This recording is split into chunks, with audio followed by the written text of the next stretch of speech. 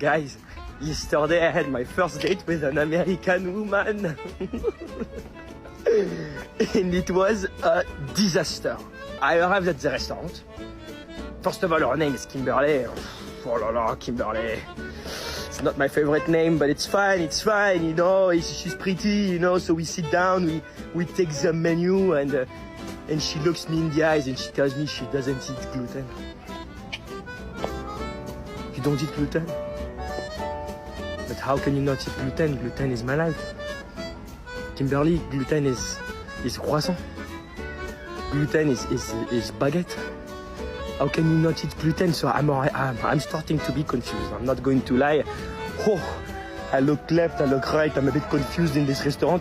And then I'm like, okay, I'm gonna have some glass of wine, you know, like chill a little bit, you know. And so I was like, what do you want to drink? And she says me she doesn't drink alcohol.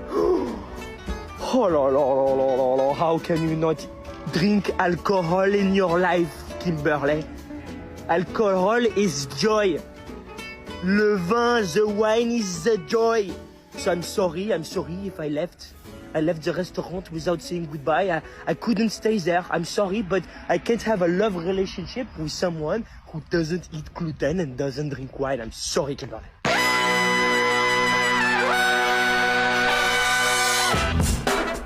Good morning, sweet world, and welcome to the No Dunks podcast on the Athletic Network, a fine network. It's Tuesday, November 29th, 2022.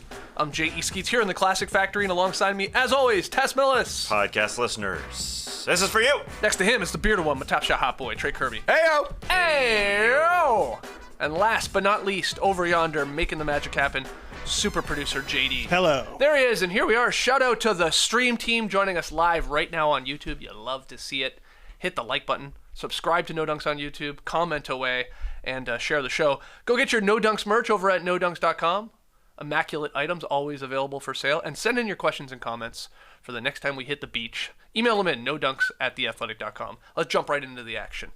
A million games on last night. Great action. A lot of fun ones to talk about. And we'll start with the last game of the night, and that was Pacers rookie Andrew Nembhard hitting a three at the buzzer as the Pacers stun the Lakers 116-115. They were down 17 points with 10 minutes to go. A lot of people probably went to bed, at least on the East Coast, maybe some international viewers. It was over, but the Pacers come back. The Lakers fell apart in every which way when you watch the tape. Offensive rebounds. Guys walking into three-pointers. And then Tyrese Halliburton with the pass after that offensive rebound, which I was very confused how that fell to the floor. A great tip out, but Tyrese Halliburton, the patience to wait and wait and wait and wait, kind of like Marcus Smart did in the final seconds of the Celtics Nets game last year. Game 1, if you remember, hit Jason Tatum the last second to win that game. He waited patiently, found Nembhard for a wide open three. That was way too open for an offensive rebound, unfortunately. I guess LeBron did get there in the end. But good. They fell apart in every which way. This was just one of those losses that feels like it is more than just a loss. It feels pretty big for the Lakers right now, I imagine. Yeah, according to ESPN's win probability chart, Trey, the Lakers had a 99.1% chance of winning the game when, I guess it was Wenyen Gabriel dunked it home to put them up 17 with like 10 minutes, 9:59 to go in the game. I've always said when Wenyen Gabriel throws one down halfway through the fourth quarter, you should win that game. Yeah. But, man, Tass is right. The Lakers just completely fell apart. Ball movement non-existent the last 6 minutes of this game. But even worse was the transition defense. A lot of it was laziness getting back on defense, like actually running hard and getting back. But even more of it, I thought, was complete disorganization. There are so many wide open Pacers threes where two guys run to a wide open shooter on the wing, they dish it to the corner, or the other way around. The Pacers were able to get a lot of really, really good looks in the fourth quarter. They went 6 of 13 from three, and it was mostly the Lakers just shooting themselves in the foot. Bad possessions on offense, which then gave the Pacers a chance to run out in transition and find open shooters. And then Tyrese Halliburton is just on another level right now. 3 games, 40 assists, 0 turnovers. And you saw the decision-making there on that last play.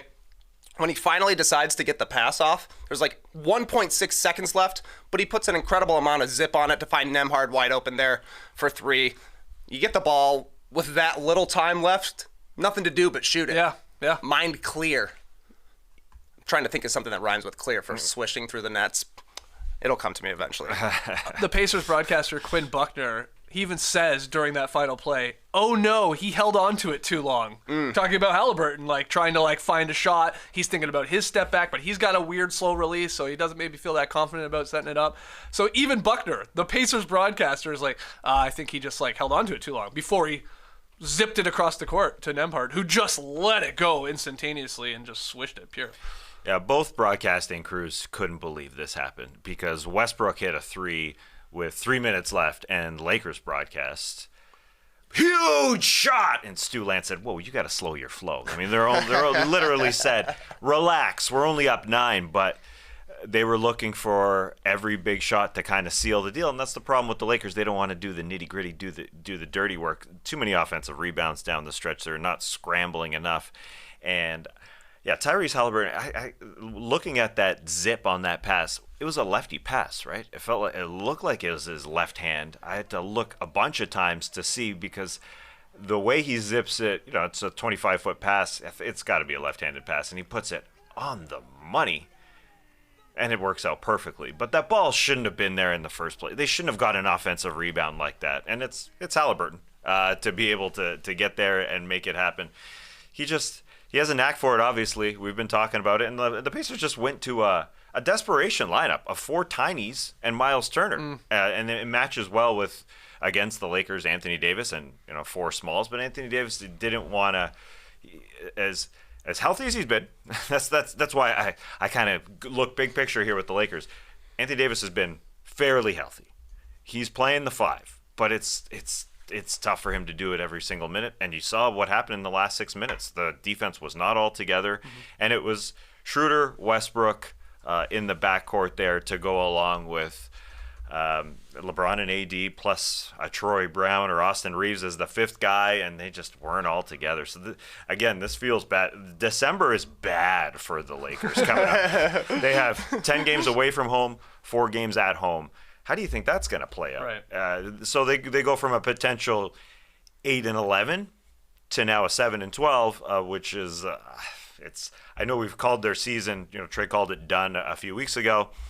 It feels pretty close to done, and maybe Rob Pelinka's a genius for not trying to trade some of his draft picks because he could see that this team wasn't going to come all together, and that's what happened in this one. This team just fell apart.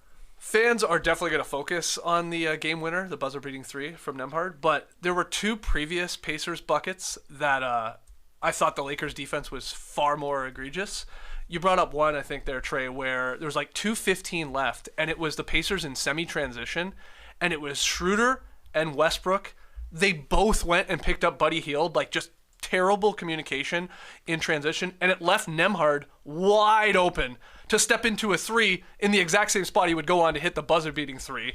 That was bad. And then 44 seconds left.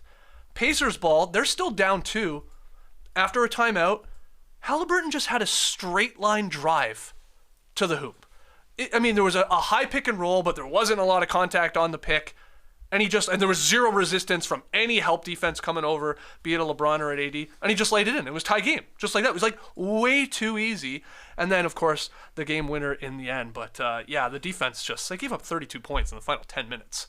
And credit to the Pacers, caught fire there a little bit, but a lot of these were easy looks. So rough game from LA. And back to Halliburton, the 40 assists and 0 turnovers.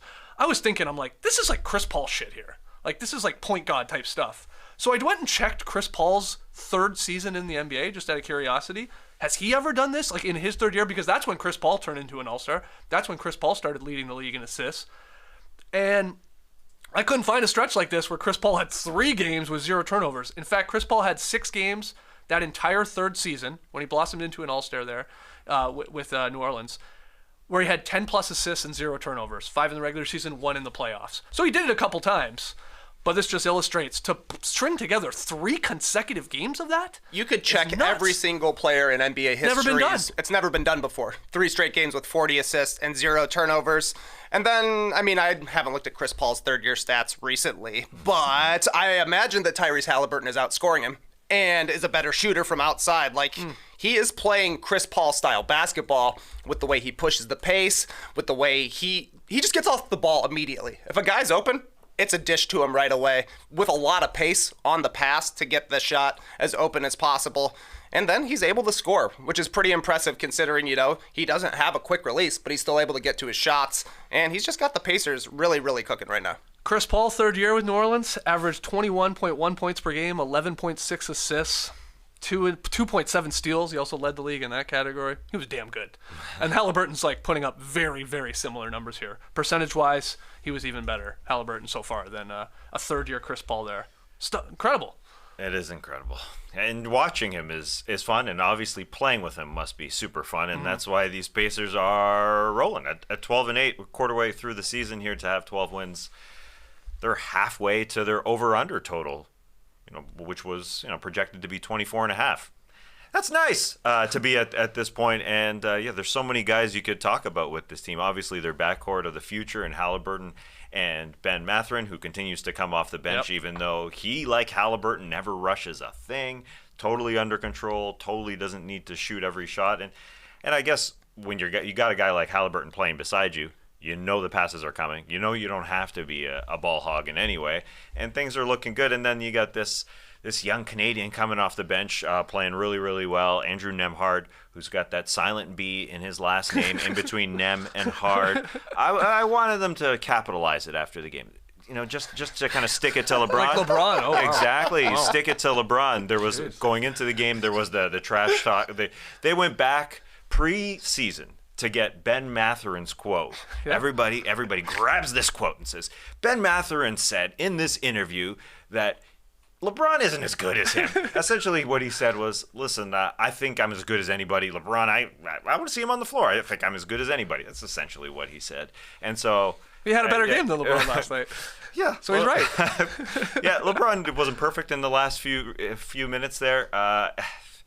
Nobody was perfect on that team except Andrew Nem, capital B, don't pronounce it, Hard. I wish Aurora, Ontario's finest. Yeah. No offense to Lester B. Pearson, who I believe grew up there for a while. Well, I went to Vaughan, at the Vaughan's high school that's been renamed, yeah, he's all over the GTA. Aurora, you don't hear that very often. No, you don't. I guess I didn't know that TSN broadcasters James Duthie and Dutchy were also from Aurora. So, excuse me. Yeah, I do remember Dutchy coming back, working at TSN. It was probably May evening. He came to work and he said, the first shirtless run of the summer. People were honking at me in downtown Aurora, Ontario. Wow. If you know who we're talking about story. right now, you're definitely Canadian, Yep. And you're definitely a sports sicko. All right, let's keep it going. I mean, here. he is ESPN Junior's big personality. ESPN Canada. I shouldn't say Junior. That's disrespectful. So what? Okay, big so personality. for our American listeners and viewers, who would you compare Dutchy to? To the best. The best. Who? So like who though? No, who? Darren I can't say his last name. Dutchyshen. Dutchyshen. Okay. Dutchy. Yeah, Dutchy. Dutchy and Hedger were the 11 o'clock prime time. Dan Patrick? Would he have been the equivalent? Yeah. I guess that's fair. Yeah. All of them. All sure. of them. Name any of them. All of them. I mean, there's so many. This Now guy's a huge it's Dutchy different. fan. I love Now it. it's different. But All right. anyway. Any thoughts Dutchy. as you're looking at his Wikipedia page or something? I don't know. Well, I see that he hosted the evening edition of Sports Center, spelled R-E, Yeah, of alongside course. co-host Jennifer Hedger. Yeah, that's what I said. Yeah. Yeah. They were a power So it's duo. Dutchy and Hedgie? That's what they call him? I mean, sure. Dutchy and Hedgie at 11? Yeah, Tune listen, in. we've made lots of Jen hedging a bet jokes here Yeah. on this. I actually didn't know the basis of it until this Wikipedia search right now, but I'm glad to finally be hip. Yeah. All right, let's keep it going. Porzingis scores 41. Career high 41 for the Unicorn as the Wizards beat the Wolves after Karl-Anthony Towns gets hurt, which I know will take a second. But you want to start with Washington or you want to go right to the injury there, TK? Well, let's start with Washington here because the Wizards did score 77 points in the first half of this game when both Karl-Anthony Towns and Rudy Gobert were still playing. Porzingis had 29 in the first half, finished with 9 for 9 from the free throw line, 7 of 9 from the field. Just in the first half, they asked him afterwards about getting his career high, and he's like, yeah, I was feeling good, but I was worried I wasn't going to get it because we were blowing him out by 30 in the second half. So a tough one here for the Timberwolves. Literally on yesterday's show, I was like, let's give these guys a break. They came off a win streak, lost a couple of games. Who cares? A little bit less of a break today because to give up 77 points to the Wizards in the first half, you're just not trying hard enough. And you have zero chemistry right now, and we're a quarter of the way into the season. Like, something should change. At this point, it feels still like the first game of the season for the Timberwolves a lot of the time, and I think they were just assuming with Rudy Gobert coming over, we're going to have a good defense, we're going to be able to rebound, but they're skipping steps, and I don't know. It's fortunate, I suppose, that the news is that Karl-Anthony Towns only suffered a calf strain in this one, because when you see a guy reach for the back of his leg with nobody around, you're thinking an Achilles injury of some sort right away. That would be the absolute worst.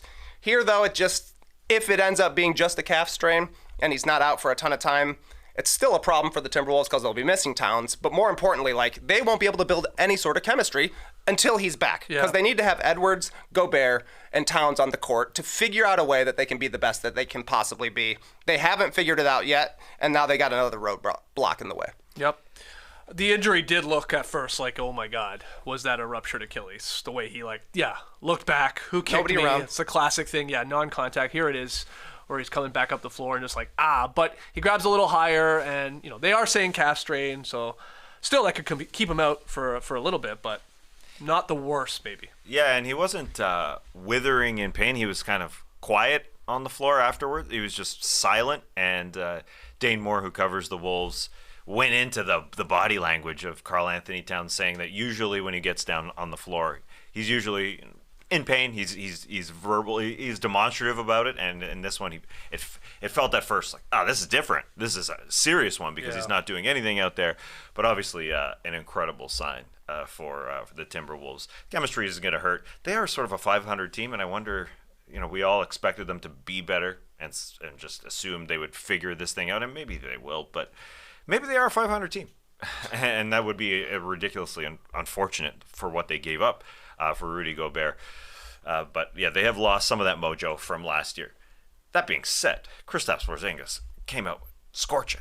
He hit threes on his first 3 possessions. He just got the ball at the top. Yeah, well, it helps when Rudy Gobert's 10 feet away from you. Shots are I mean, there. it's a tough matchup for anyone, especially Rudy, and you're right. He was just stepping into wide open threes, and he was feeling it. The first one was challenged, and it went down, and then he came back on the next possession, and the Wizards got an offensive rebound, found him again, bang, and then the next possession, bang. He had 4 threes in the first 4 minutes of this game. A career high. I was expecting a potential 3-point record happening in this game. He wasn't ridiculously far off. He hit 4 threes in the first 4 minutes, but only hit 2 threes the rest of the way. What a bum.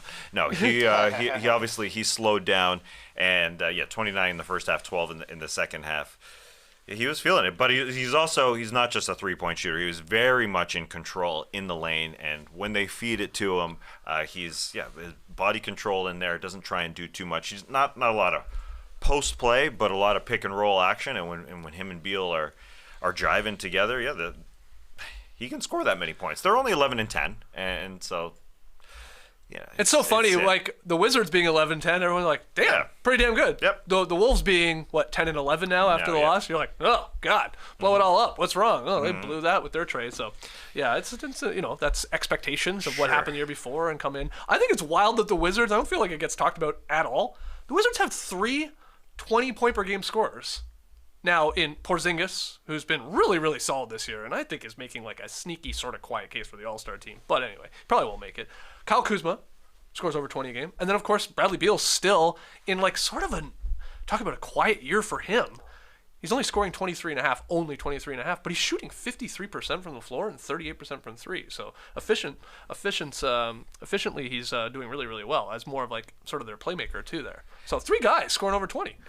It's surprising. Yeah. The headlines surrounding Bradley Beal are similar headlines to the last few years, right? It's when Bradley Beal is out, because he's missed a good chunk of their games. He's missed about 25% of their games. Yeah. Is the offense a little bit better? Is a little bit crisper without Bradley Beal, where they move the ball, and it's definitely something to watch for. But he is trying to find Kristaps Porzingis, and Kuzma can shoot whenever he wants, and you still have connectors on that team, in Monte Morris. So. Listen, we all picked the over for this team because we're all smart, which was, a 33-34 win projection line. Porzingis has to stay on the floor, and so far, so great. Any other thoughts on Wiz or Wolves here? We'll wait to find out the extent of Towns' injury. I'd assume he's going to miss a couple games, you would think. You would think so. Raves hobbled off. I think they called. Who knows? Who knows what's going to happen? But didn't Marcus Smart have this type of injury?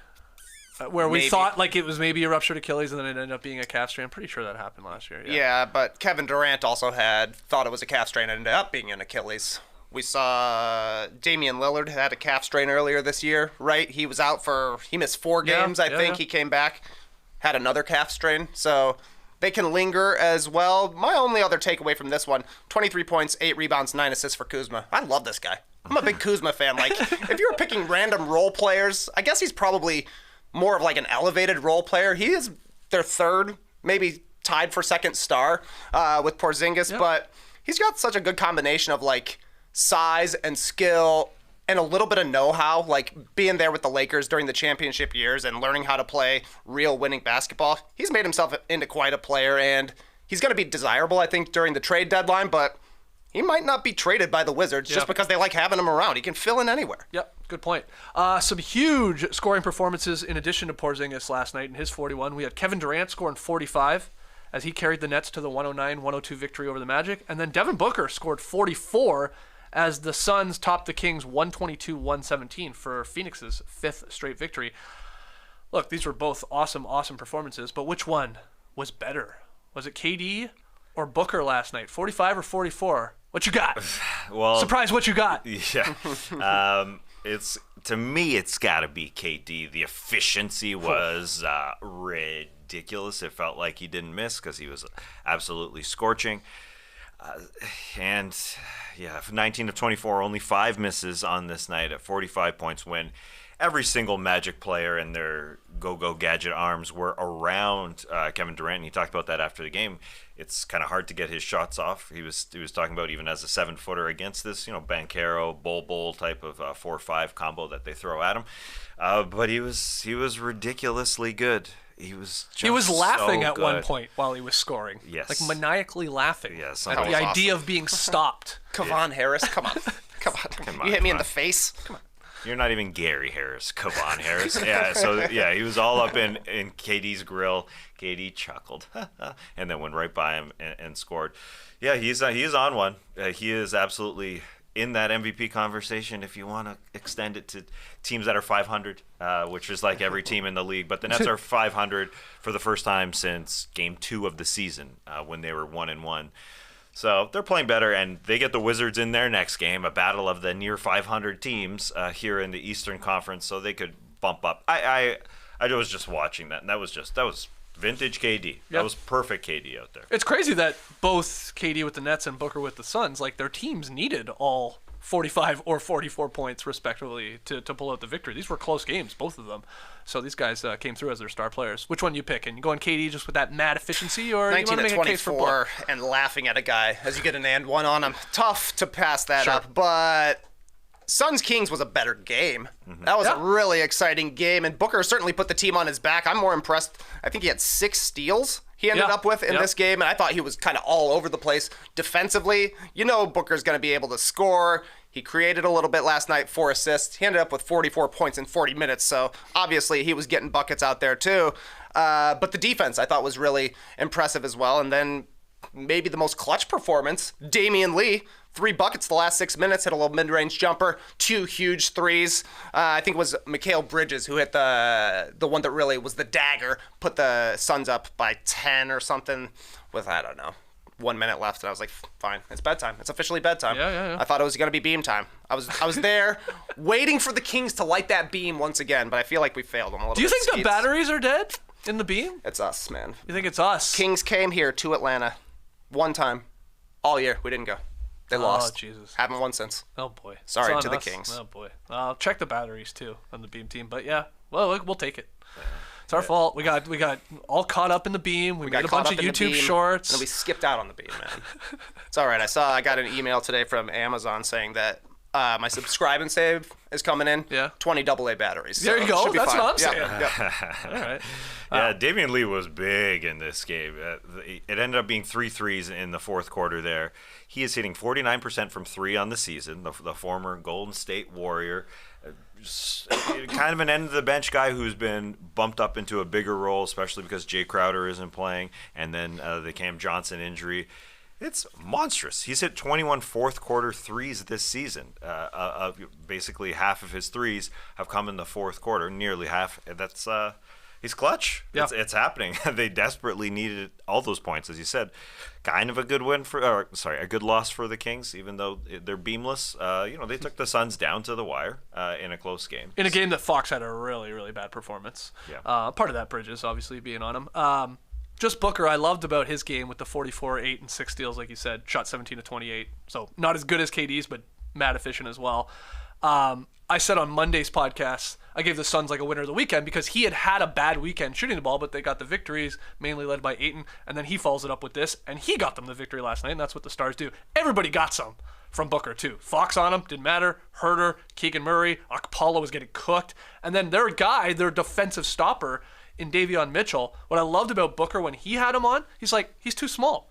He would just get to the free throw line, rise up, and he had the jumper going. He had that Kobe little fadeaway going and was just splashing it on him. So they opened up that second half with a big run and then maintained the lead and held on with contributions from Lee. 8 and 17 and 12 again, double-double. And Bridges, man, he filled the stat sheet. 13, 8 and 7, 3 steals, 3 blocks. That guy's got to be on the short list for the 5x5 chance, right? Of it maybe him falling into it in one of these games.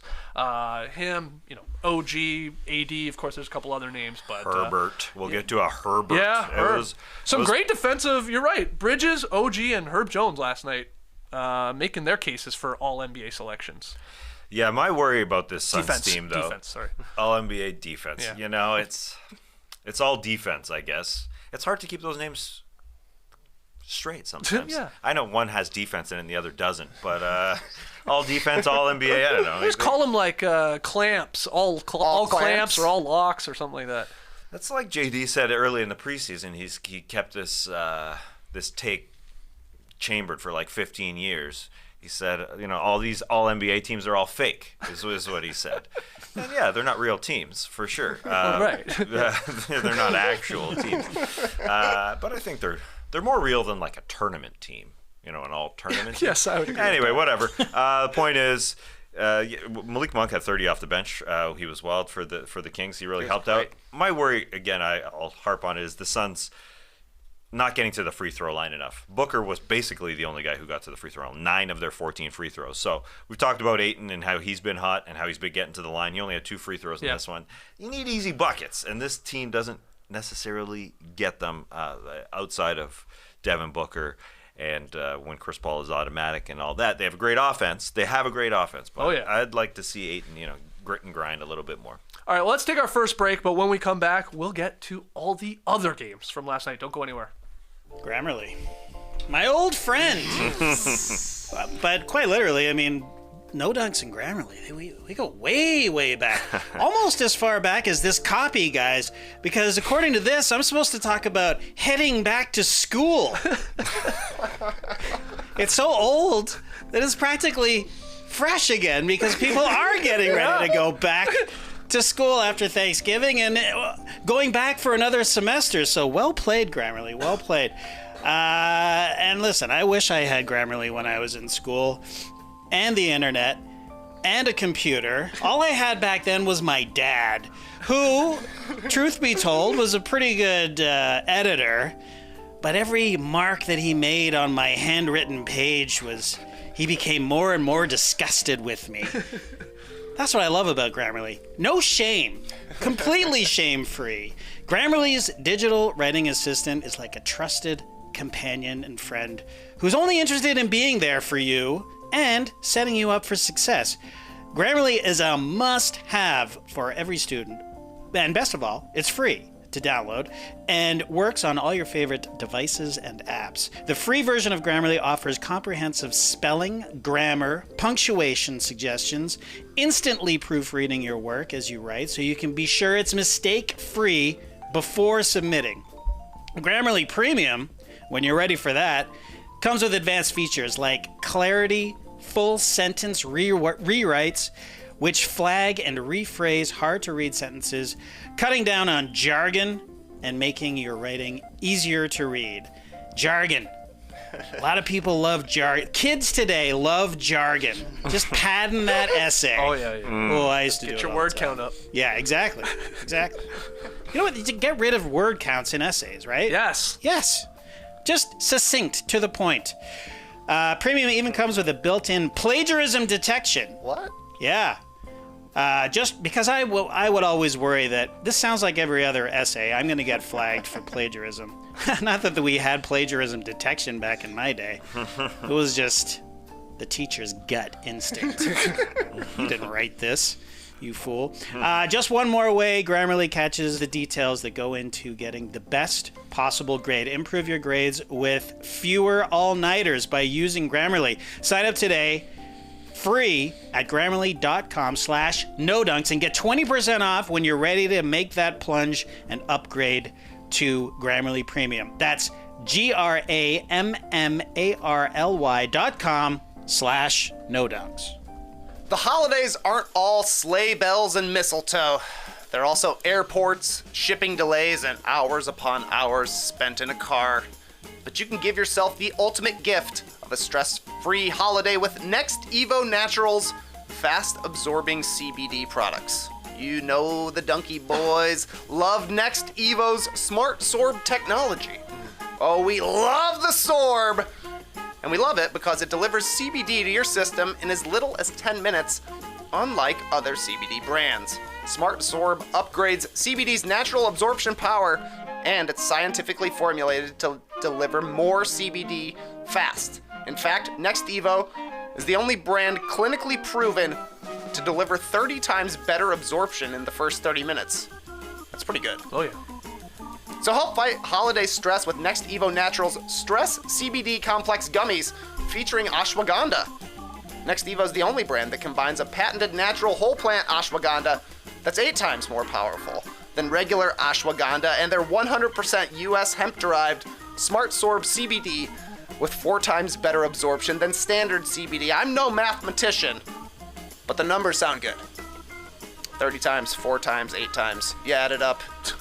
That's why they call it Smart Sorb. Damn right. They had to call in the scientists to figure out those ones. Too many numbers. Yeah. I tried figuring it out. My numbers were way off. They called it dumb sorb. So nobody will ever buy that. No. Call in somebody who knows what they're talking about. Who's very smart with regards to sorbing. So get smarter CBD from Next Evo Naturals and get up to 25% off subscription orders of $40 or more at nextevo.com/podcast. Promo code NODUNKS. That's nextevo.com/podcast. Promo code NODUNKS. All right, here in the Classic Factory, if you're watching on YouTube, take a second, like the video. If you're a podcast listener, leave your boys a 5-star rating and review.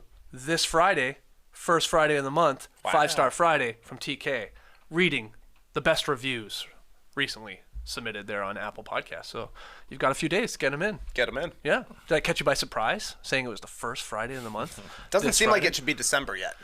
No. Have you put up your Christmas decorations yet? You guys all done already? Well, Most of them. Yeah. What's left? Garland, Darius. Garland. You say that like it's a tough task? It's tough, yeah. Yeah. Weaving in and out. Yeah. Are you doing it on the banister? Yeah. Nice. Yeah, between the Dennis Rodmans, got to do the 3-man weaves. It's tough. Holy crap, man. It's How tough. many basketball references can you drop talking about Garland? It's You put up your Tree Rollins yet? Nice. Speaking Nice. of Tree Rollins, I went downstairs to watch basketball last night. Laura was at a book club. Yeah. She came home, an hour or so later. She's like, hey, you like the tree? She put up a whole tree downstairs, and I didn't notice it. She's like, wow. what if there was a person standing there? I'm like, well, if there's a person standing there, They were probably doing what you were doing.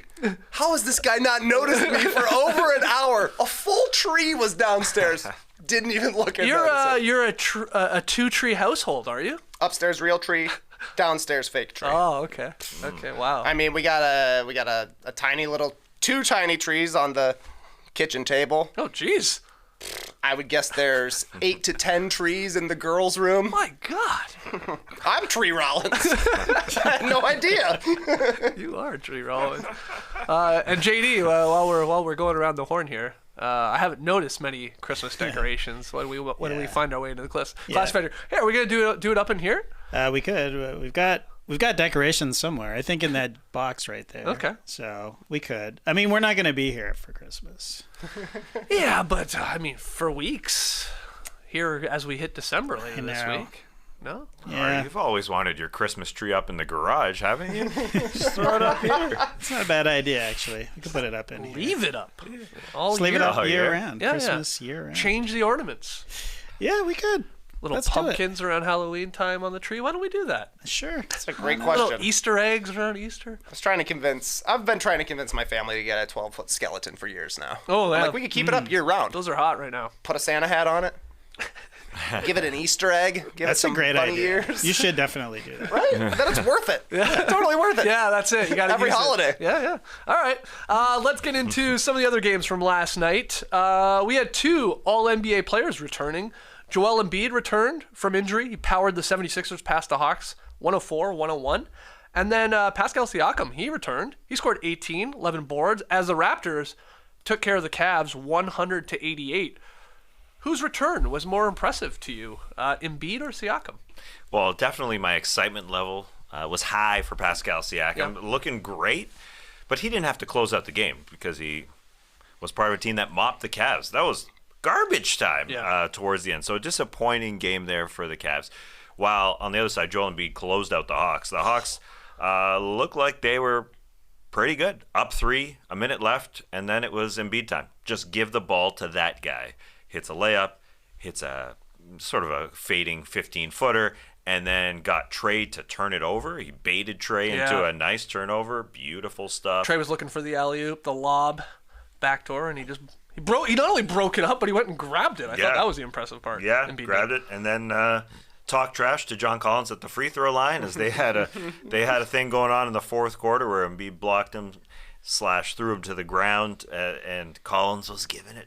We're trying to get it from the Sixers faithful, and then, unfortunately, talk trash. Embiid did to Collins, and Collins couldn't hit the free throw. So that was Embiid's last minute, and then he went and hit a free throw to seal it. So came back, was kind of a facilitator to start the game, but ended with 30 and just the better player on the floor, best player on the floor, won in that game when it looked like the Hawks were finally going to get a victory because the last 2 have been bad for them.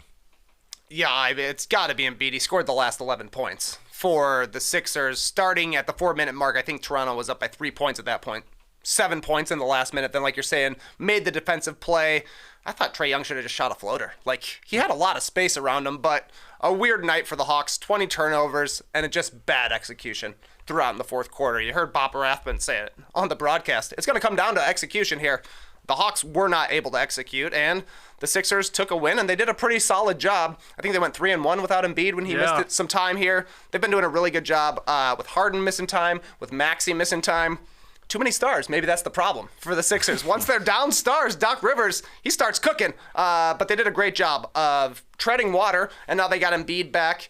He looked fairly fit and healthy out there, I thought, compared to what we've seen earlier in the season. So a great return, I thought, from Joel. Yeah, you see just the difference. I mean, this is not breaking news, but just the difference like a superstar makes to your team, be it Embiid or Siakam. And not in the case of just like going to score 30 or double-double, 18, 11, whatever. Just like how much it opens up everything else for all your other secondary and tertiary players as it just trickles down. Because I thought, like Spicy P, just to show him some love, he was money last night. You're right. He didn't have a monster line, but he didn't need to, get some rest late. And they were like trying to like restrict his minutes too. He was coming out a little earlier than normal. But holy crap, the spins and the jumpers and the fadeaways, they were falling. No rust at all. And like the Sixers, Raptors did okay with him out of the lineup. 5-5 in the 10 games that Siakam missed there with the strained right adductor. So not bad. You're especially in the Eastern Conference. You're not 3-7 there. You're not 2-8. They probably should have beaten the Hawks. We saw down at the Fortress that night, so they maybe would have been 6-4. But man, he looked really good coming back. Yeah. And Nick Nurse's decision to, bring Scotty Barnes off the bench because he returned too after missing a couple games, to bring Gary Trent Jr., who's been brutal this entire season, couldn't hit a shot, to bring him off the bench, and to stick with Thad there in the starting lineup, who is so much fun to watch as a Raptors fan. Thaddeus Young, you had him on your Bulls teams back in the day. Everybody loves him, man. Look, you cut, he's finding you. Yep. Him and Juancho, every game I watch, there is a beautiful play where Juancho just loses his guy, cuts back through the paint, back door, whatever, and Thad finds him because he's always looking to dime it up. So, yeah, good call there from Nurse, and it sort of unlocked Gary Trent Jr. a little bit off the bench, and Barnes sort of took on more of a role when Siakam was out. So, worked well for one game at least. It's crazy. Thaddeus Young. He is the connector. He is the Marc Gasol light. I wake up every morning and I watch his spiel to the kids about, I think it was this offseason, where he said, you don't have to score 25 a night, kids, to make it in the league. This is the year 17 I'm going into here. That's crazy. It is crazy. He was drafted in 06. That's a long time ago, but he is a well-liked dude on every single team that he plays for. Yeah, he's a connector, and he's making it work in both situations. Listen, Joel Embiid opens it up for everybody, but not PJ Tucker. PJ Tucker's still not scoring. That's awesome. 7 of his last 8 games. Hasn't scored. Zip. He had 1 3-point game. So he hit a 3? I think so. PJ Tucker open in the corner? Yeah. Splash 3. That's wild. Wow. And then I want to show some love because we were talking about, Bridges and the job he sort of did slowing Fox. OG Anunoby got a bulk of the assignment on Donovan Mitchell, and Mitchell shot 3 of 11 from the field, barely got to the line, didn't even crack 10 points. They were not, the doubles came here and there, but it was really like, OG, have at it. And my God, is this guy scary at locking guys up. We saw what he did on Luka, and yeah, he's on the clamps team, all clamps, baby. He's making a case. He's for Defensive Player of the Year with terms of his steals numbers and stuff like that, and his impact at slowing star players on the other team down. So great game from him, and a big reason why they held him to 88 points. Awesome. Yeah, and he doesn't have to do everything on offense anymore with Pascal Siakam back, so he can be Mr. Clamps. That helps. Zion Williamson powers the shorthanded Pelicans past the Thunder 105-101. Do you want to talk about Herb Jones making his case for all clamps? Because he was SGA still got 31, but a lot came at the free throw line. But he did a great job. He did a very good job. Yeah, it was a team effort, but Shea was just 7 of 21 in this game from the floor, and a big part of that was Herb. 3 steals, 4 blocks, 2 charges drawn. And an unfortunate one at the end there where Shea got into the lane and Shea was trying to score here to tie the game at the end, and one referee wanted to call a block. Oh, yeah. The arms came way out, but he kind of slowed it down because the other referee gave the charge signal, and Mark Digno and the Thunder did not have a challenge at that point. So it came down to the absolute wire. The Pelicans were shorthanded, and Brandon Ingram obviously wasn't out there. But Zion and the Pelicans showed that they are the better team because, number one, Zion was just attacking a lot earlier before that wall was set up. And then number two, you've got such a complimentary player. What a find in Herb Jones that they have to just be a stopper, number one, and number two, kind of get out of the way for Zion and Brandon Ingram and all those guys. But it shouldn't have come down to the wire, I think, for the Pelicans. They should have. It was double digits after 3 quarters, and they let the Thunder come back into this game. Yeah, OKC. Was it, what's his name? JRE. Jeremiah Robinson Earl. He hit a 3. He stepped into a 3. He had a great game. He actually did work on the boards. Hit a 3 with 50 seconds to go. That gave them the lead. And it looked like they were going to pull this out. JRE! Yeah, but New Orleans scored the final 5. Any thoughts on the defense from Herb Jones, Pelicans pulling this out, Zion, how he played? What do you think? Yeah, I thought 2 cool plays from Herb Jones. Certainly taking a charge, perfectly timed with no challenges left. Well done. Also threw the ball off of Poku's back as it inbounds, went to the free throw line, hit the free throws. That's very cool. But we actually saw point Zion last night, which I thought was pretty interesting to see with no Ingram out there, no CJ McCollum, a chance for Zion to handle the ball. He comes through with a career high in assists, looked pretty springy, looked like he was making good decisions. Anytime a double would come, he'd get the ball out of there. Pelicans kind of flying under the radar right now. They're 6th on offense, 5th on defense, and they've been playing with stars missing for the majority of this game. They got the win last night, no Ingram, no CJ. They've got a win this season with no Ingram, no Zion. And then they've got wins without Ingram, without Zion, without CJ individually. Except for Jonas Valanciunas, all of their starters have missed 3 to 5 games, but they've got enough depth that they're able to slide people in and kind of adjust their lineups and stay competitive. So I think a really good start to the year for New Orleans. Yeah, absolutely. One note from this game that I'd like to see the NBA address, I'd love to hear your guys' take on it. I want to get rid of the offensive interference call, because it happened twice down the stretch in this game where someone went up and threw down an offensive rebound. Like they threw down a dunk, and then we get the, hold on, that was above the rim. That's so stupid to me when I think, like when you stop and think about it, it's like the ball's not on the rim. It's not touching the rim. But this, cylinder above the hoop, a guy can't go up and jump like, obviously 10.5 feet in the air to go get it and dunk it, a cool play, and we call and go look at it and take it back. It happened twice in this game. Zion was one of them, and I can't remember who it was on the Thunder that also had a putback dunk that they went and looked at, and they're like, no, I guess it was over there. That's dumb. FIBA rule is better. It's so much better, but even if we don't want to go to the extent where like we could take everything off the rim, at the very least, an offensive player, in my opinion, should be able to throw down a putback dunk that's not sitting on the rim. Yes. That's like, I hate this rule. And it happened twice in this game. This is a strange one. you. But I'm with you, Trey. I'd like to go to the full extent. FIBA rules. You can go up, bat it off the rim if you want.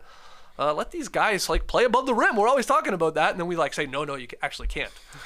What? Yeah, you go above the rim to the side. Yeah. Not specifically above the rim. My only concern would be, what does it do to wedgies? Or do they just play through? No, because that would be crazy. Ball gets stuck there, and it's like a scrum. Who can go get it first? Right, yeah, that's a good point. Yeah, Maybe it's awesome. Don't touch the wedgies. Keep the wedgies. But everything else, the live ball variation, let them play. Let them knock it off. Yeah. Defense and offense, but especially offense. I find that so strange, that rule.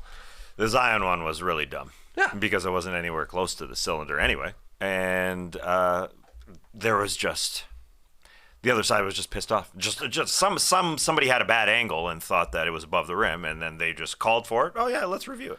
So it's like such a weird thing to like punish a player that can again jump up and go get a ball that's 11 feet high and throw it down. It's like no, you shouldn't be able to do that. Why? How does that make any sense? So they've slowly changed some of the rules to open up the game a little bit more. Obviously the take foul and stuff like that. Let's get on this one next, Silver. Yeah, right. Let's just have universal basketball rules. That would be very nice. Doesn't it make sense?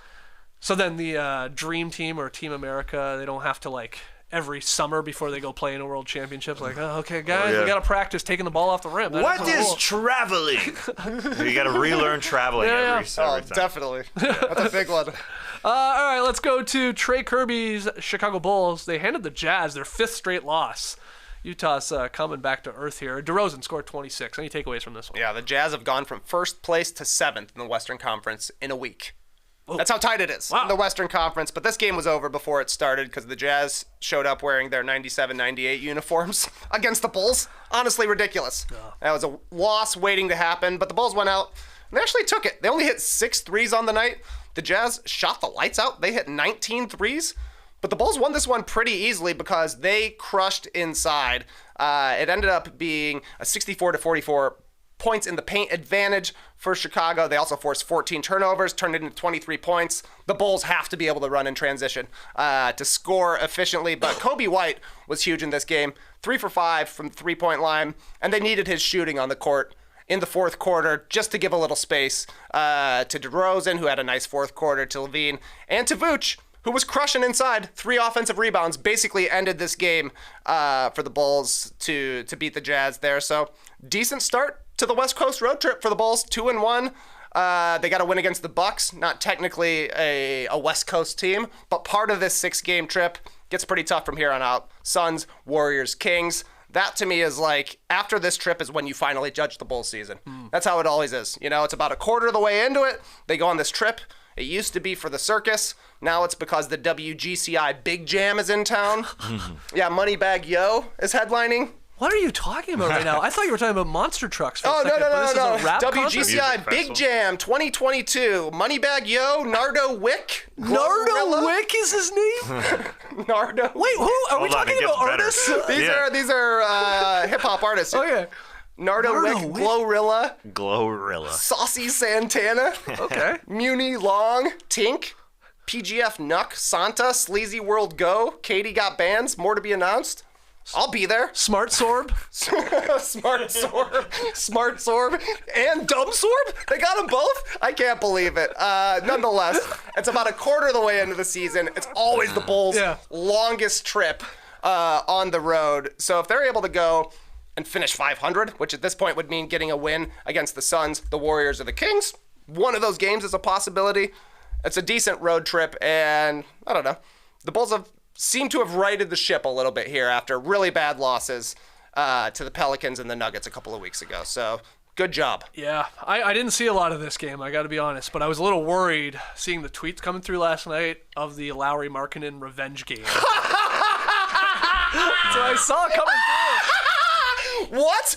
You're telling me he had a huge first half and didn't do anything in the second half? I guess that's what happened. Shocking to me. Yeah, Shocker. 32 points, 9 boards, hit 7 threes, but I guess a lot of it came in the first, did it? Didn't see a lot of Lowry Markkanen in the second? No, go. he was their best player, though. He was balling. There's no doubt about it. Yeah, he was pretty good. Yeah, but if he had as good of a second half as he did the first half, the Jazz would have won. But he didn't, because he's the big Tizo, but didn't finish. Yeah, big Tizo. I just saw Kenny Beecham tweeting it. I was like, uh-oh, what's he doing? Yeah, he was hot in the first half. Yeah, I guess so. He had 8 points in the second half. They miss Mike Conley, the connector. Yeah.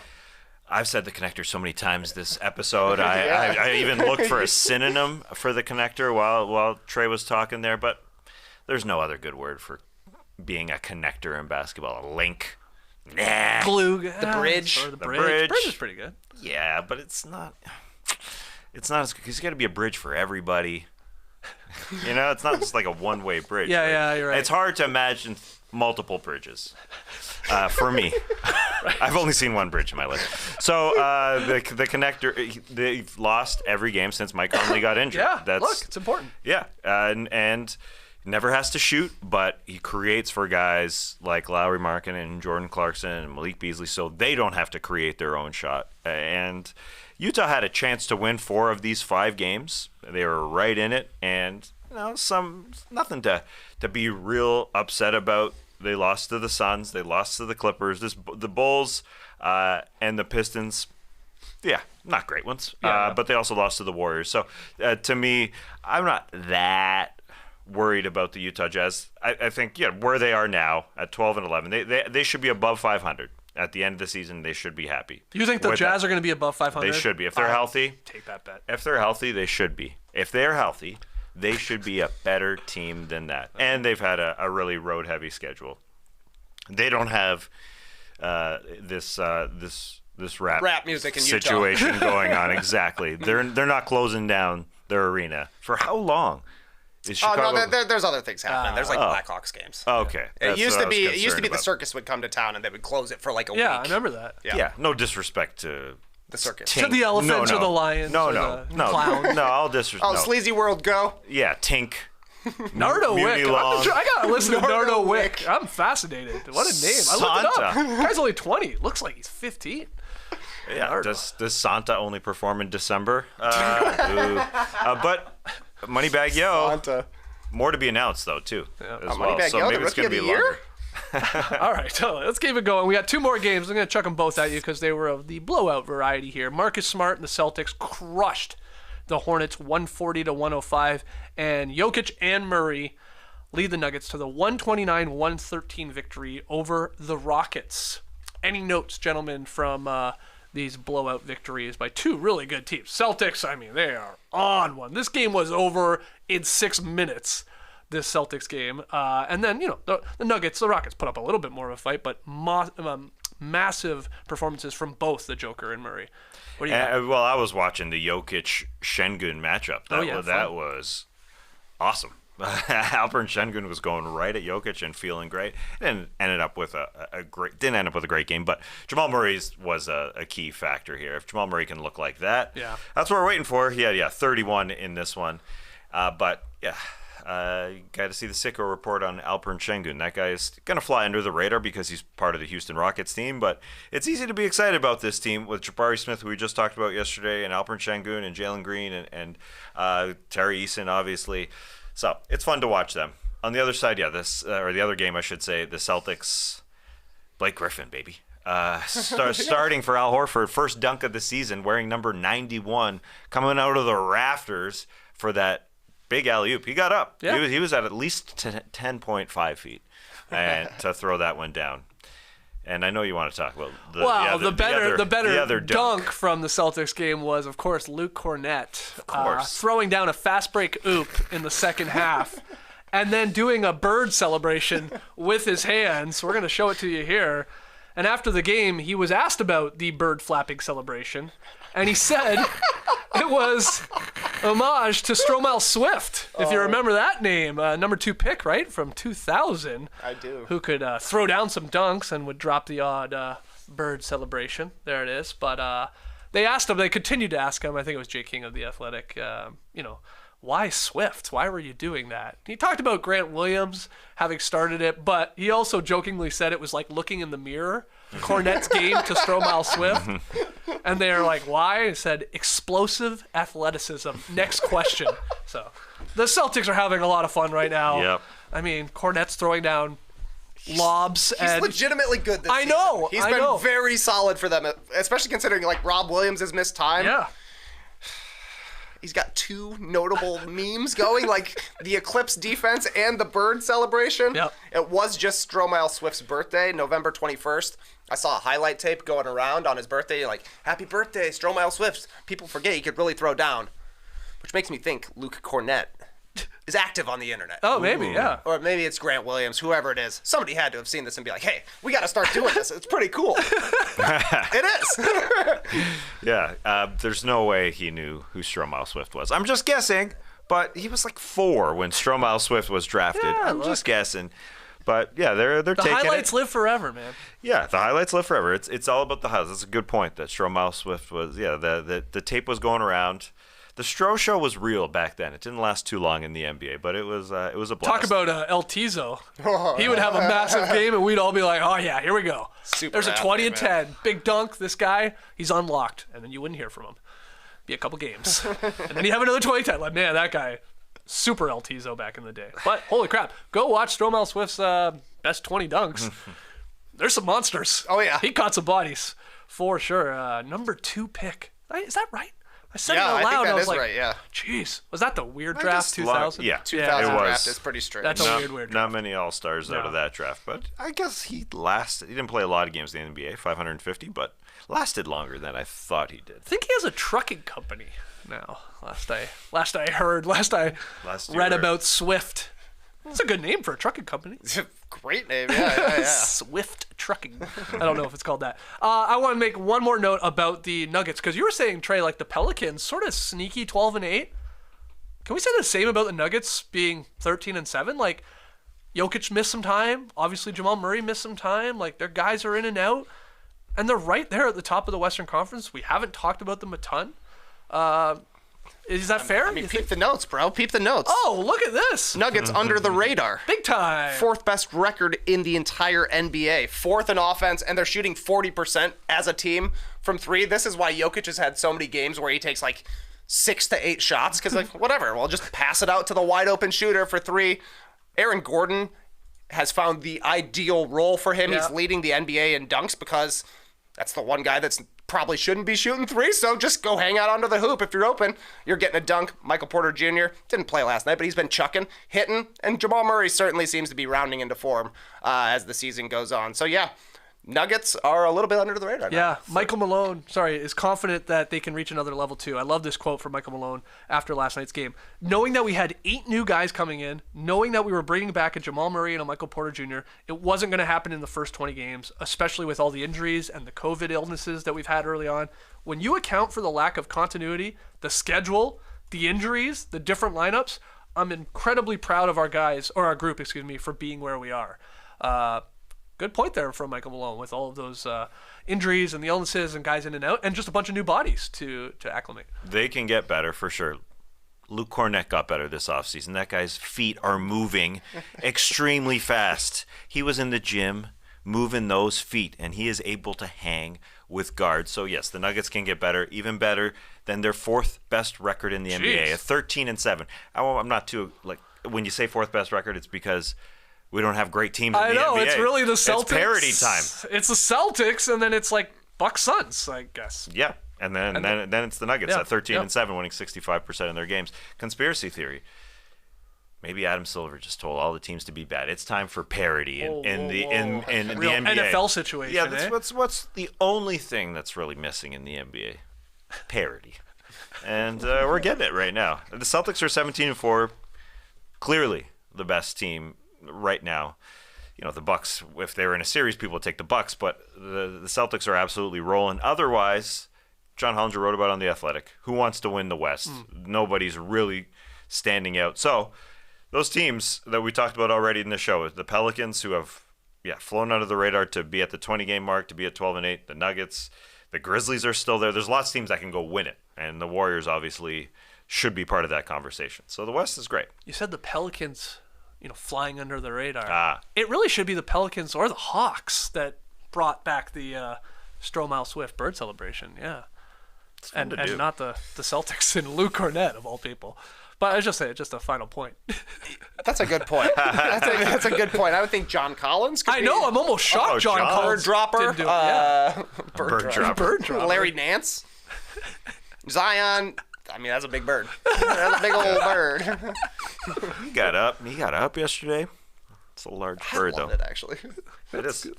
I don't know which one. Sometimes I go. Yeah, Trey, you do like I was doing the jazz fingers. I got a straight dove. Right. It's got to be more of like a full wingers. Look at that. Majestic. That's your real majestic. That's majestical right there. Okay. That's great podcasting right there. Just three guys doing things with their hands. You see hawks around here? I do. Oh, yeah. We got tons of hawks. That's amazing. When my little Luna was a wee puppy, you'd sometimes get scared seeing those hawks circling around. Not now. Hawk would just take a destroy dog. her. Yeah. We think our neighbor's cat, we don't know if it was a hawk. There's some talk about an owl. I don't know. But they believe another animal took out the cat of a bird variety. That's scary. Could be a falcon. Could be a falcon. Falcon settle me. Why bird? Yeah, I'd say a land animal. Well, I don't know. Everywhere The talk around the neighborhood, Jim, Karen. Yeah, I got a neighbor named Karen. Don't worry, she's not a Karen. It's good. They were pretty adamant that it was a bird. I don't know what the reasoning was, but yeah. Also, what should I do with this? Hold on. Karen, speaking of Karen, she came up with she says the weirdest things, wildest things. We're talking about something, maybe Thanksgiving, and then she's like, "Do you want a bird cam?" Like out of nowhere. Like, Cam? What? Yeah, a bird camera. Oh, they bought it for Scott, her husband, for his birthday in the summer, and he doesn't want it. He doesn't want to put it up. So they don't want to. He doesn't want to put it up. It's a birthday gift. This is his reason, because they have an indoor-outdoor cat, and he's a bit of a grumpy guy. He goes, "What am I gonna do? Watch our cat eat birds?" And she was like, "All right, fair point." Fair. So then she's like, "You catch it on camera, probably." Well, yeah. Be cool. And so then they asked me if I want it. And I'm like, I don't really want it, but I guess maybe I'll take it. Hold on. This camera, you attach it to your house and then go back and watch the footage of the birds. You point it on a bird feeder or somewhere in a tree and then watch the birds. Yeah. And it's probably automatic. It tells you when a bird's coming through. Okay, but then you go back and watch the footage, or you watch it live. Yeah, exactly. Yeah. Why don't you use your eyes and look at them? No, you can't get that close. Yeah, it's like right there. Yeah, and if you get that close to the bird, you'll scare it. But the camera, it's stationary. Should we get a bird camera on Luke Kornet? Okay, they got the backboard cam. It's a funny bit, actually. Yeah, that was pretty good. Funny bit. Anyway, I'm going to take it, I guess, set it up. I'll let you know. I'll report back. Okay, I can't wait. Yeah. But you have eyes. You should have it. You got the back forest there bird behind watching? you. Yeah. You got a great bird spot. I've got eyes. I'll give it to you. You know what you should give to Karen and Scott? What? Glasses. They need glasses to see. How dare you? Taz, you could have it, and then every week that could be your tweet of the night is footage of your birds. Literal tweet. Oh, wow. What an audio delight that would be. Well, what about this? Reverse bird. Hey, listen, we're thinking of shorts. We're all sitting here thinking of shorts later on. We're all thinking, Jerome could be clipping our hands Exactly. right now. Anyway, yeah, I'm worried as well. I'm definitely worried about the animals here in Atlanta, snatching up the dog. My neighbors, not named Karen, but they are worried about their little dogs being snatched up because actually a snake got onto their front porch and strangled the life out of a squirrel. Whoa. Yeah, just ate up a squirrel. Nature. Right. a way. And so they got worried. Oh, we've got little dogs. Snakes could be choking the life out of our dogs. Come on. That's Kid, a little come on. far-fetched. Okay, well now we're talking Well, about hawks swooping in We're and all- stealing dogs. But a snake eats a squirrel, and you're worried about your dogs getting eaten by a snake. Cosmo has been bitten by a copperhead. He's fine. Cosmo's 100 pounds. Yeah. We're talking about 5-pound dogs. Like itsy Well, bitsy dogs. versus a 1 pound squirrel. I just saw an Instagram photo of you walking your cat on a leash. Oh, well, there's birds and snakes Snakes, yeah, everywhere. gotta be careful. I gotta protect my cat. You're right. You're too busy looking at the birds and snakes all around you. I've got cameras all. I've got goggle cameras looking at Infrared. I've got drones just around the neighborhood so I can go back and watch the footage and look at the birds. Scott, go outside. Karen, go outside. Buy some glasses. I guess you can scare the birds. I think it's a little ridiculous, JD. I think it's a little. What part? This Which is a part? bird cam. It's a cam for birds. If you like birds. Yeah. I like birds. You don't. You don't like You birds. don't like birds. Everyone can tell, man. You don't like You've birds. never, in fact, even seen a bird. Really seen a bird. Up close and personal. I've sat beside Trey Kirby while he did bird calls out in nature. I was true. sitting beside It's a true. bird. You did. You You did. It sounded exactly like a bird. Listen, you're gonna get very excited if you get this bird cam. You put some sunflower seeds in there, huh? It's your favorite. I think you What love this. do you get? I'm You giving get it to blue you. jays. Blue jays. Oh, yeah, no. Around your. You're right. I saw a blue flock jay. of the other blue day. jays. I saw And a you blue get jay the excited. other day. I You did get get excited. excited. Exactly. I said, "Damn, that's too far. I wish I had a camera for that bird." Wish I had a camera for that bird. On that note, let's take our final break. When we come back, pick 'em results and tweet of the night. Don't go anywhere. Well, I was at a lovely wedding a couple months ago. My man Ryan Setz got married. No, it was not a bowling-themed wedding. The former Canadian Junior Bowler of the Year doesn't bowl as much as he used to, although he did win some cheddar, his words, in a tournament recently. Oh, nice.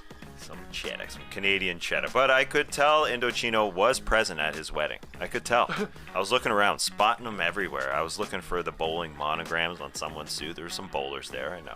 I know Indochino can sew a nice bowling monogram. They customize everything. I know, Skeets, you've got an Embrace the Day monogram. I do.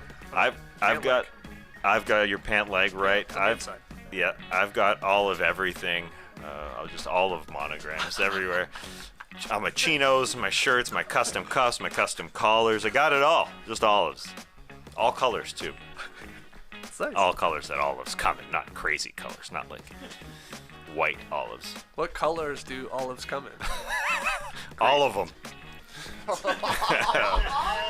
Green, for sure. Yeah, black. Black, purplish, yeah. That's it. Man, this ad is the pits. Anyway, sorry, Indochino. Anyway, I've got my measurements inputted on Indochino's website on their platform, and I'm glad they haven't changed over the years because I put them in a couple years ago. They're still there. Easy. Click, click. Choose your favorite fabric. Customize every detail to find the look that is perfect for you. I was impressed with the customization. Every Indochino suit is made specifically for you. It's a tailored experience at a great price. Shop their made-for-you suits starting at just $4.49 and premium fitted shirts starting at just $89. You can fine-tune every detail, lapels, linings, monograms, and more. Get a premium, personalized wardrobe without spending a fortune. Design your perfect suit with Indochino. To get 10% off any purchase of $3.99 or more. Use promo code NODUNKS at Indochino.com. 10%. That's a lot of cheddar. That's INDOCHINO.com. Promo code NODUNKS. 10%, that's a lot of olives. Oh, yeah. Champions aren't born, they're made. And the secret to making your business reign supreme? Shopify, the all-in-one commerce platform to start, run, and grow your business. Shopify makes it simple to sell to anyone from anywhere, whether you're selling warm-ups or wall hangers. It's time to start selling with Shopify and join the platform simplifying commerce for millions of businesses worldwide. With Shopify, you'll customize your online store to your brand, and you'll discover new customers, and you'll build the relationships that create diehard fans, like our diehard No Dunks fans. Shopify fields all the sales channels to grow a winning business, from an in-person POS system to an all-in-one e-commerce platform, even across social media platforms like TikTok, Facebook, Instagram. Social media, hot right now. Social media? Big time. Social media is having a moment. I've heard about this. Yeah, and thanks to 24/7 support and free on-demand business courses, Shopify is on your team every step of the way. It's a well-known fact that Jimmy Butler started selling $20 cups of coffee, no matter the size, in the NBA bubble back in 2020. But did you know that Jimmy brought his love of coffee and community to the digital world? Seriously, Big Face Coffee uses Shopify. Jimmy gets buckets, and Jimmy gets bucks with Shopify. When you're ready to take your winning idea to the world, team up with Shopify, the e-commerce platform powering millions of businesses down the street and around the globe. Try out Shopify for free today and start selling anywhere. This is Possibility, powered by Shopify. And sign up for a free trial at shopify.com/nodunks. That's all lowercase. Go to shopify.com/nodunks to start selling online today. That's shopify.com/nodunks. Okay, back here in the Classic Factory, pick'em results from last night. Cavs-Raptors game. Toronto favored by 1.5 points. I took the Raps because I'm a homer, and I got it right. Proved to 10-7. You guys had the Cavs to maybe cover there or pull out the victory in Toronto. You kept saying a little revenge from opening night, but I'm telling you, Cavs are an average team without Jared Allen manning down the middle. He is damn important to that squad. But Raps looked really good with Siakam returning. So, Tass, you're 6-11. Trey, you're 8-9 here in November, which just continues on, Tass. It'll never end. 3-game night tonight. It's a tight one. I guess you're probably mad at the schedules. You want 5 to 7 games to be happy. Well, I would have liked less games last night, more games tonight, yes. Just even Stevens. Exactly. Tonight, just 3. Knicks, Pistons. The doubleheader on TNT is Warriors, Mavericks, Clippers, Blazers. In that first game is what we're doing. The Warriors and the Mavericks. That's a tight line. The Warriors favored by 1.5, so basically a pick 'em going into Dallas. The Warriors have been bad on the road, but playing a lot better lately. And I got into the document this morning. I allowed you guys make your picks first. You guys both picked the Warriors because you think they're just hot and the Mavs are struggling. Mavs are struggling. They're looking for a dub, aren't they? Mm-hmm. So I had to pick the Mavericks because we've got this unwritten rule. Yep. Like at the end of the game, you can't shoot when the shot clock is off. You can't pick the same team as the other two guys. Right. I'm not sure why, but we do it. Anyway, I took the Mavs. Code. Can't break the code. So we'll see. It's a lot of fun, this pick. So that's the first game of on the TNT? Doubleheader, yep. Ah, a little Warriors earlier action. I don't mind that. Yep. Good. Okay. I was going to say the Warriors at home, but they're not. Yeah. They're on the road. That makes sense that they're in Dallas. Earlier. All right. Still, that's early in Dallas. It does feel like an early game. What time is it in Dallas? They're Central time. No, they're starting at 6:30? Yeah, exactly. That's crazy. That is crazy. Let's get to Tweet of the Night. Tweet of the Night. Wow. Twitter. You guys ever Google what time is it in this city? All the time. Me too. My control V is what time is it? And then I fill in the city. What time is it? Game time. In Qatar. Right. World Cup. Yeah, unfortunately, that last game doesn't mean anything for Canada, huh? No big game today, though. I'm going to watch it. I think I'm going to go take it in a bar. Team America. USA. That's right. I got to win to get in to the knockout stage. Winning, you're in. It's always fun to Winning, watch you're a soccer/football game in a Together. bar with a bunch of people into it. So you can go check that out today.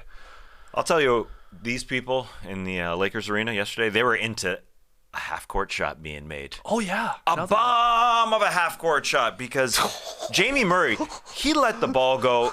I think it was equidistant between the 3-point line and the half-court line. So it's a half-court shot, but he just let it go on the Lakers logo. He played it really cool at first, and then he hit the gritty for $75K. Wow, now that is a half-court payday. $75,000. Crap, how did he hit that though? Yeah. That was a wild release. This is crazy. That This was is not Iqbal nuts. strategy at all. No. But hey, Chuck. hey, look, you knock it down, good for you. Oh, I love a nominally sized check. Nice. Don't you love a big fake check? But it's not printed. What I don't like is they. What do you mean? Well, the numbers they wrote it in with a Sharpie. 75. Yeah, it's a check. You write your checks. Yeah, but novelties are always printed though. I hear what you're saying. I want mine printed. I don't want Sharpie work. Here's my You can't take here's that my home and theory. frame it? Well, here's why. I think you can dry erase that, Oh yeah, for sure. and then you can use it again. So Yeah, tomorrow when it's down to $5,000, that poor sucker's only shooting for $5K. I'm not sure how much it goes down to, but anyway, the Lakers bench loved it. They absolutely straight hugs. You got a straight hug from Anthony Davis.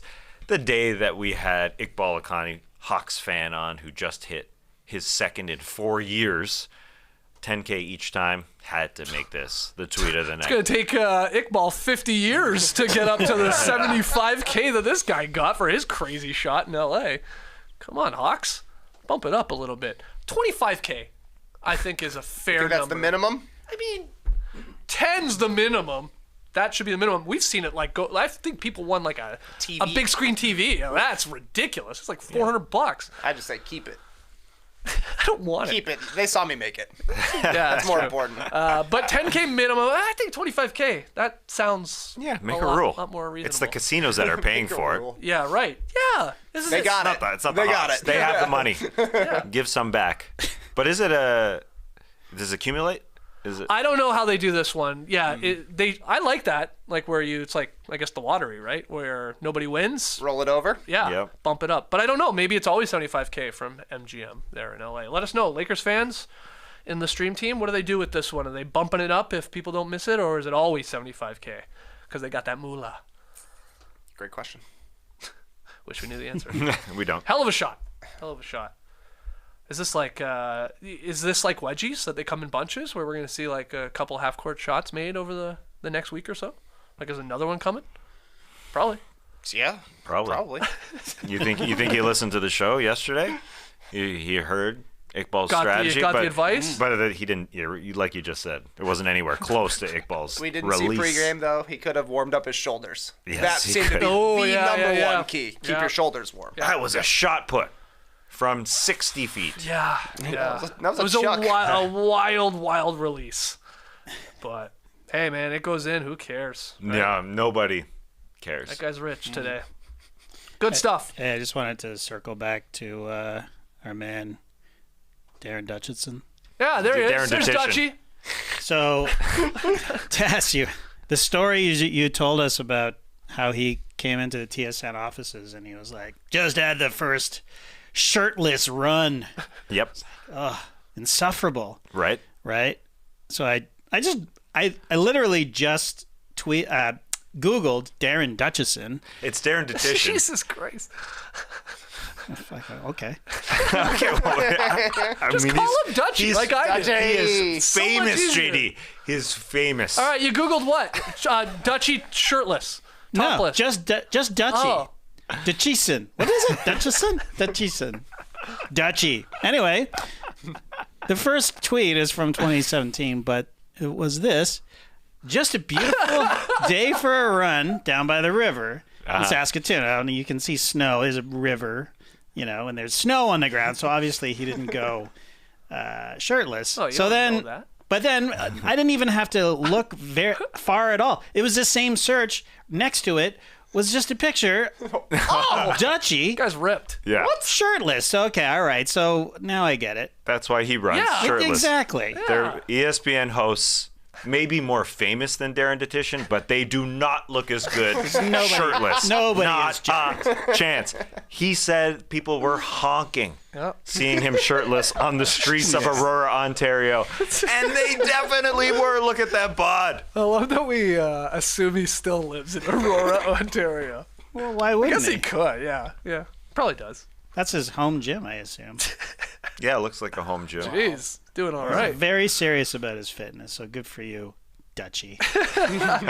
That's the Dutchy on the left-hand side. You sound a little spiteful. Not at JD. all. Not at all. I think running without your shirt on in May in Aurora, Ontario. Okay, I did say May in Aurora, Ontario. Like, that makes a difference, whether it's Aurora or Toronto, or why does it matter what city you're in?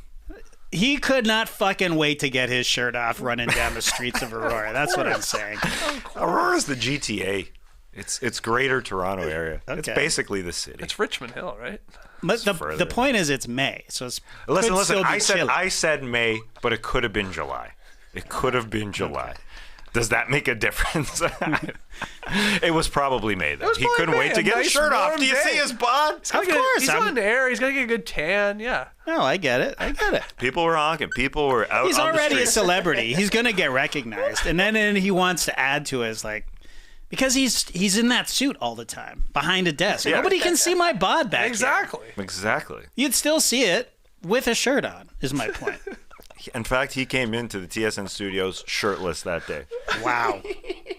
And we honked. Show me a photo of Duthie now, topless. Come on, man. Give me a James Duthie without a I don't shirt have on. those sort of searching skills. All right. Is it Duffison or No. Duffacin? No, Duthie and Dutchy, both in Aurora.